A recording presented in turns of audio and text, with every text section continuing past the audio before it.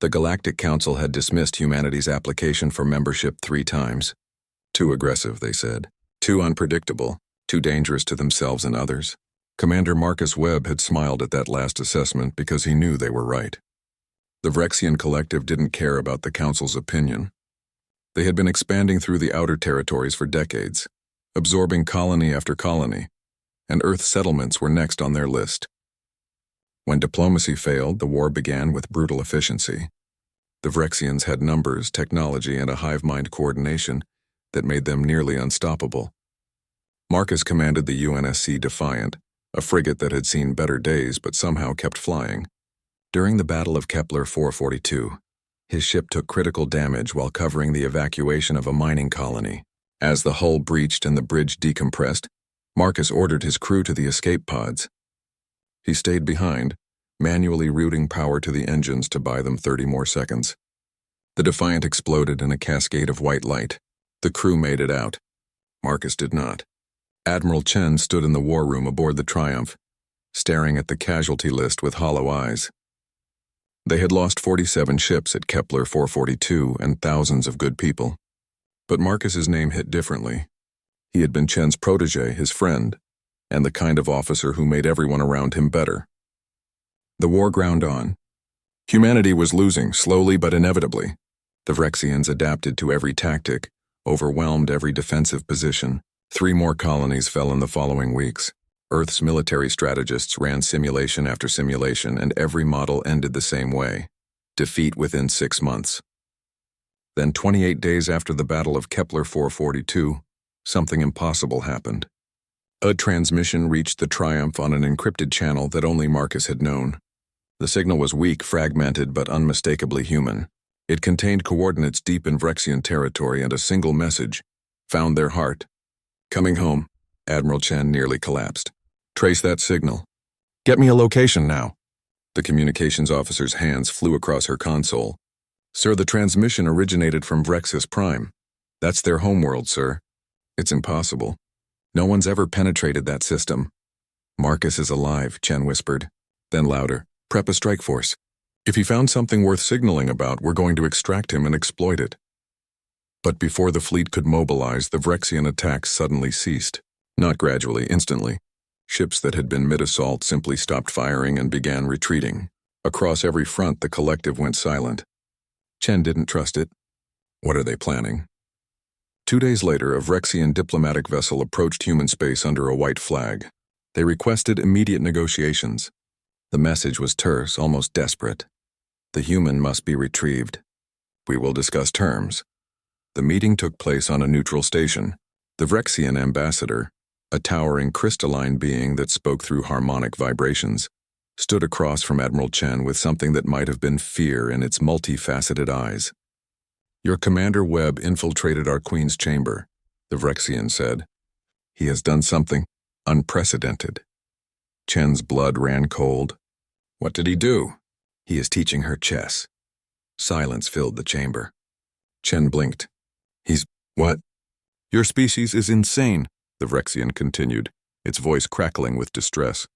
After his ship was destroyed, Commander Webb survived in an escape pod. Rather than flee, he navigated through our territory. He was captured twice. He escaped both times. He stole a supply ship, crashed it on our homeworld, and infiltrated the Queen's palace using maintenance tunnels. And then he challenged her to chess, Chen said flatly. The Queen is our entire consciousness. What she thinks, we think. What she feels, we feel. Your commander has been playing chess with her for 26 days. She has lost every single game.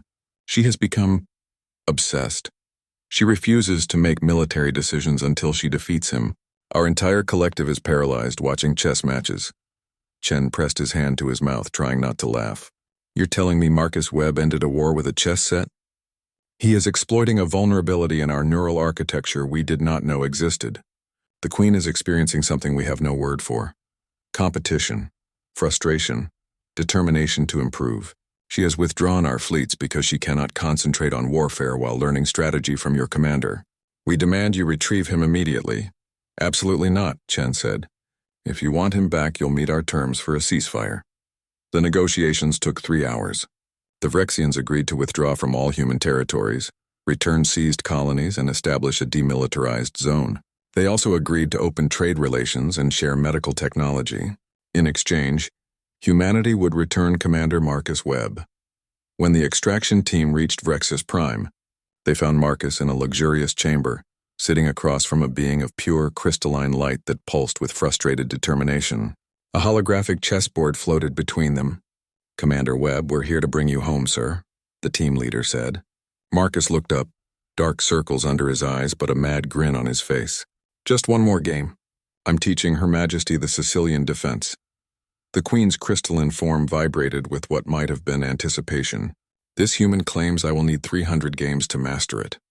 This is acceptable. I have time." "Ma'am, with respect, you don't," the team leader said. "The ceasefire requires his return." The Queen's light dimmed. Something like sadness rippled through the chamber, and across the galaxy every Vrexian felt it. "I have learned much. Defeat is instructive. Your species is indeed dangerous, but not for the reasons we believed." Marcus stood, extending his hand. The Queen formed a crystalline appendage and touched it gently. "Same time next week?" Marcus asked. "Diplomatic exchange program?" "Agreed," the Queen said. And for the first time in Vrexian history, their collective consciousness experienced hope instead of hunger. Admiral Chen greeted Marcus aboard the Triumph with a bear hug that nearly cracked ribs. "You crazy son of a bitch. You actually did it." "Chess is war without the dying, Admiral," Marcus said, smiling. "I just figured if I couldn't beat them militarily, I'd beat them philosophically. Turns out hive minds are really bad at games that require individual tactical thinking." "Who knew?" The Galactic Council heard about the incident within days. Humanity's fourth application for membership was approved unanimously, with one note attached. "A species that can end wars with board games is exactly the kind of chaos this galaxy needs." Marcus Webb was promoted to diplomatic envoy and spent the rest of his career teaching chess to alien civilizations. The Vrexians became humanity's strongest allies, and their queen eventually achieved Grandmaster status. Some wars end with surrender. Some end with treaties. This one ended with checkmate, and humanity learned that sometimes the most dangerous weapon isn't a gun. It's a human who refuses to give up, even when they probably should.